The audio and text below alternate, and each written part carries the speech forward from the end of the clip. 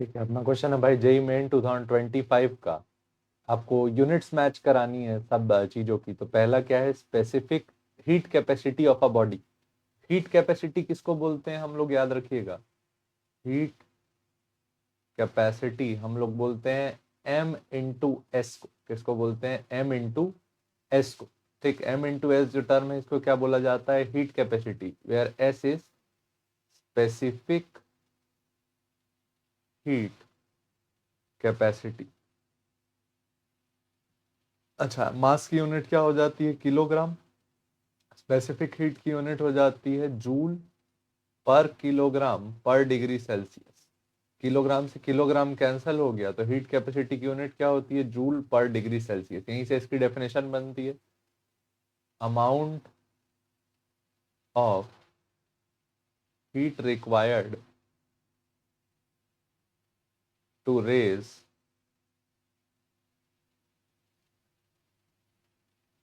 Temperature of a body by 1 degree Celsius. ठीक, इसी की जगह अगर स्पेसिफिक हीट कैपेसिटी होता तो क्या डेफिनेशन लिखते, amount of heat required to raise temperature of 1 kilogram substance by 1 degree Celsius. 1 kg substance का टेम्परेचर 1 डिग्री सेल्सियस बढ़ाने के लिए जो हीट लगेगी उसको क्या बोलेंगे, स्पेसिफिक हीट कैपेसिटी। इसकी यूनिट क्या होगी, जूल पर किलोग्राम पर केल्विन या पर डिग्री सेल्सियस।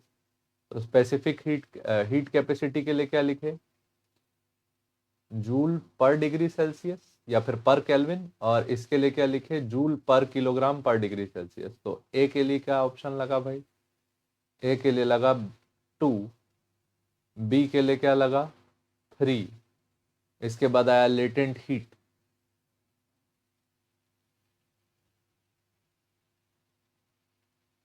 लेटेंट हीट क्या होगा, amount of heat required to change state of substance. कितना केजी सब्सटेंस, 1 kg सब्सटेंस। ठीक, तो ये इसका यूनिट क्या होता है, डिनोट किससे करते हैं, एल से। इसका यूनिट क्या होता है, जूल पर किलोग्राम। तो सी के लिए क्या आया 1। लास्ट थर्मल कंडक्टिविटी, एक ही बचा। तो थर्मल कंडक्टिविटी, थर्मल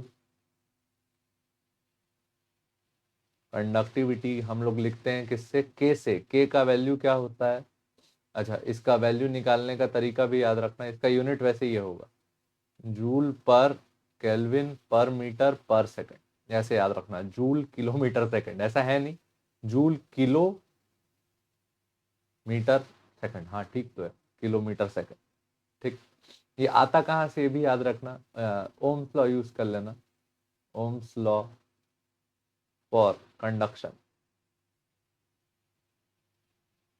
क्या लिखते हो, delta T equal to heat current into thermal resistance.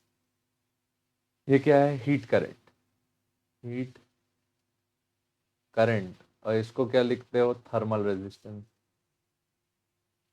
Thermal resistance. Thermal resistance R का वैल्यू क्या लिखते हो, L by K into A. ठीक, तो पुट करा देते हैं। तो delta T equal to heat current का वैल्यू क्या, heat upon time into L by thermal conductivity into area. तो के का वैल्यू क्या आया, heat into length upon time into difference in temperature into area. Heat की unit क्या, joule, length की unit क्या, मीटर, टाइम की यूनिट क्या, सेकंड, डिफरेंस इन टेम्परेचर की यूनिट क्या, केल्विन, और एरिया की यूनिट क्या, मीटर स्क्वायर। मीटर से मीटर स्क्वायर क्या हो गया, कैंसल। यहाँ कंडक्टिविटी का वैल्यू क्या आया,